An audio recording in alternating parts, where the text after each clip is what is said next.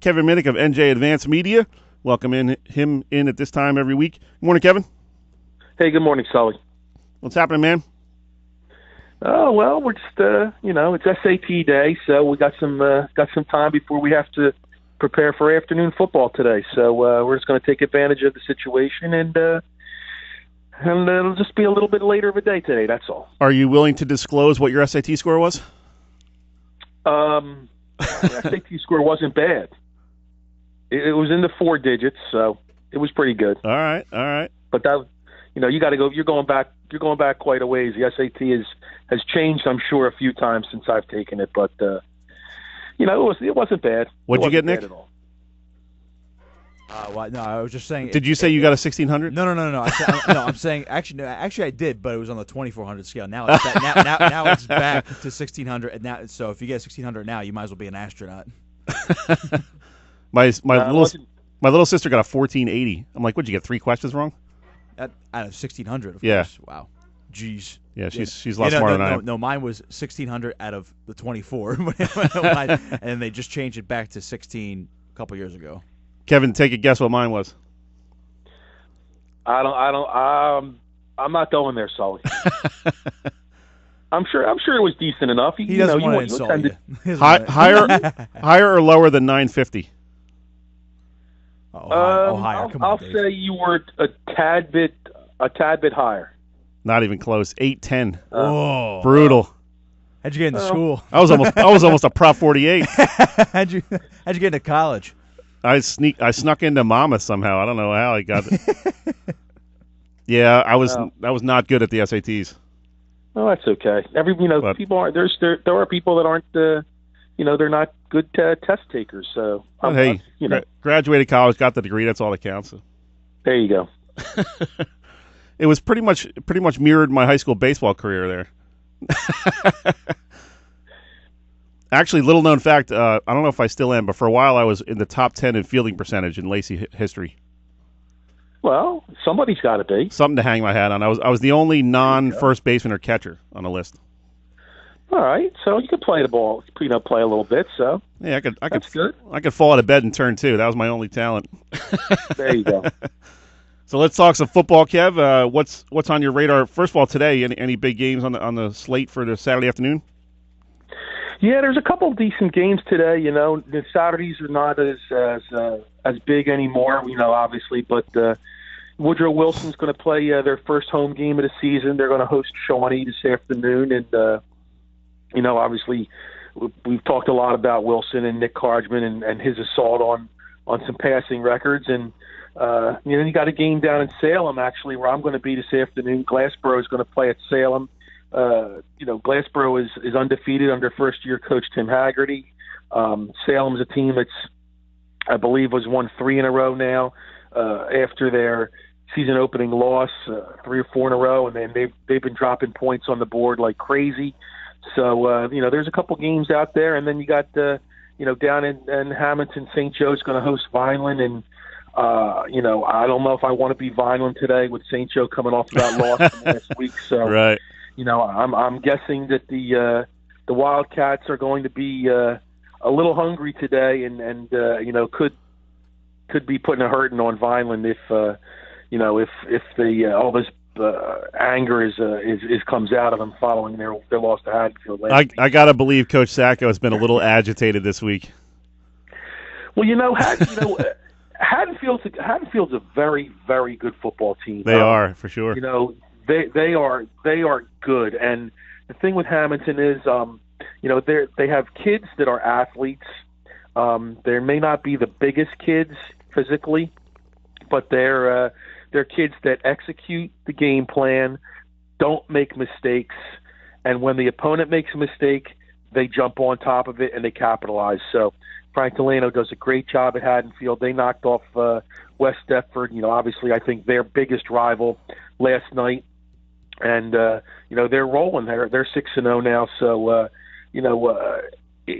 I guess you could say there's no shame in losing to Haddonfield, but, at St. Joe, losing is not, it's really not on the resume. So I'm sure that they had a very hard week of practice, put in a lot of preparation, so I think they'll be ready to play today. What do you think it was like walking into practice on Monday afternoon at St. Joe? I'm sure there was like no music in the locker room. Let's get our helmets on and get to work, boys. I think it probably was a matter of getting back to business and finding out, what they did wrong and how they're going to fix it. There's going to be other teams down the line potentially that could hang with them, and they can't afford another loss, I guess. Especially when the tournament, playoffs come rolling around. So I'm sure practice was more of a business meeting on Monday, and maybe it loosened up a little bit during the course of the week, but. People know they're not used to losing in Hamilton with that St. Joe team. So I'm sure they hit the weights a little bit and really, put in the time this week to get the game plan together so that they don't, they don't fall again. Talk with Kevin Minnick of NJ Advanced Media. Check out all his stuff on NJ.com. And Kevin, I was really impressed with Haddonfield in that opening win over Pleasantville. Pleasantville's a really good team, a lot of good athletes. And they really kind of shut them down, and you see the big win over St. Joe. They follow that up. They don't get caught up in the reading their headlines, and they go out and they take care of business against West Deptford. When you're talking about number one teams in South Jersey, I mean, I got to believe it's Haddonfield and Woodrow Wilson right there at the top. Yeah, I think we would have Wilson. We have Wilson at number 7 or 8, I believe, in the state, and I think the West Jersey rankings reflect South Jersey. So. You got Wilson, you have Haddonfield, you have St. Joe, you have Williamstown. They're probably the 4 top programs right now, and Haddonfield has an opportunity to kind of run the table now, and we'll see what happens with them, and obviously the same with Wilson and Williamstown. So, like I said, 3-4 very, very good football teams that have kind of maybe separated themselves from the pack a little bit. Kevin, one team we haven't talked too much about in the first couple weeks of the season is Eastern. Tell us about this quarterback, Heck. I mean, he's a heck of a player. Pun intended.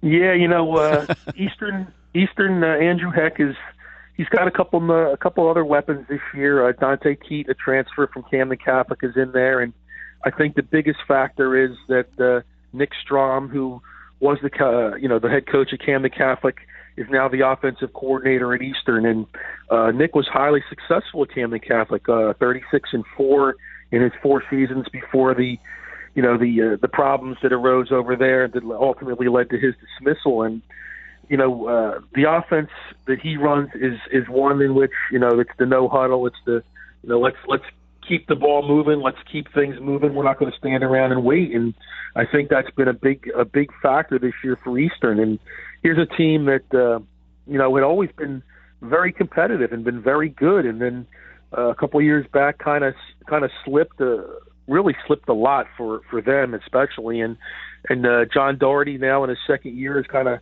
resurrected that program a little bit. They were 5-5 last year. They're off to a really nice start this year, and they're putting points on the board. So I think in this day and age, kids love to keep the offense going, to sling the ball around, to mix in the run when they can, and Eastern is definitely doing that, and they're scoring points. So they are a team that is benefiting from the West Jersey Football League motto of setting up that schedule and setting up the divisions to make more competitive games, and they're obviously reaping the benefits of it. Kevin, one game looking ahead to next Friday night. One game I'm juiced up about, and I'm sure everybody else is Holy Spirit at St. Augustine. In preseason, talking to some of the Hermits, they were like, "Hey, we want to go 12-0." They believed they were that type of team, and kind of stumbled out of the gate a little bit to I think a 1-2 start, but they've really turned it on the last 3 weeks. And this could be a kind of a statement game for Prep if they can get a win here and say, "Hey, we're still what we used to be. We're still one of the top dogs in terms of the parochials." How do you see this thing playing out? Yeah, they are still amongst the best teams in South Jersey. They've had some ups and downs. Obviously, St. Joe put it to them pretty good. They lost their first game to, I believe it was State College, Pennsylvania. So, I think a lot of people thought maybe at this point their record would be a little bit better, but the win last night over RV, 28-0 on the road. kind of says something. I think that was a little bit of a statement by them. But this game with Spirit, it's another one of these emotional games. It's another one of these throw the record out type of games. Obviously, Holy Spirit's got some people on their sideline that are well aware of how things have gone at St. Augustine, and it's just another one of those games where really anything could probably happen. And Holy Spirit's like you discussed with Mike McGarry, they're kind of people really haven't really talked too much about Holy Spirit. They, like you said, they did play, I think, their first 3 or 4 games on the road, and they have they're a little bit of a different division this year, in the West Jersey Royals. So they've kind of floated under the radar a little bit. So they do have a really solid back. Elijah Gray, is a very, very talented running back who will take a lot of punishment and get right back up and go right back to it. So I think it's going to be a really it'll be another one of these high energy games down there. I'm sure the Rowdies will be, they'll all be decked out and ready to go. And it'll be a matter of maybe a team making a mistake and capitalizing on it, and maybe a big play here or there. But yeah, I think St. Augustine is a team that wants to kind of develop some consistency right now, and I think they're doing it right now, and a victory next week obviously would be another step in the right direction. Talking with Kevin Minnick of NJ Advanced Media. And Kevin, real quick before we let you go, give us a takeaway or two from the first half of the season. We're right about the midway point. Anything surprising you? What's been your biggest takeaway so far in the West Jersey Football League? I think that there's been some very, very good teams, and there's been some teams that have been maybe a little less than what we kind of thought they would be. So far, I think a couple of teams that really jump out at me. Highland, they're 6-0 now. I believe it's the best start in school history. A huge win over Timber Creek last week.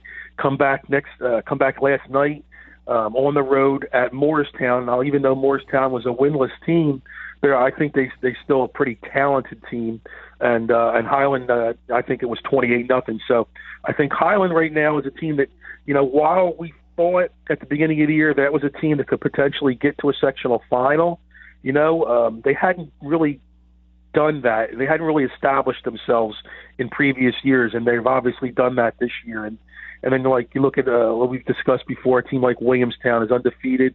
They're going to take on Cherokee tonight for their senior night. And, and then even Millville, the 0-3 start, obviously the very, very rugged schedule that they were playing. But, they took their lumps, and then Dennis Thomas has kind of, got them guys to maybe start to believe in themselves a little bit more. And here they are now. They're 3-3, and they're going to be a tough out in South Jersey 4.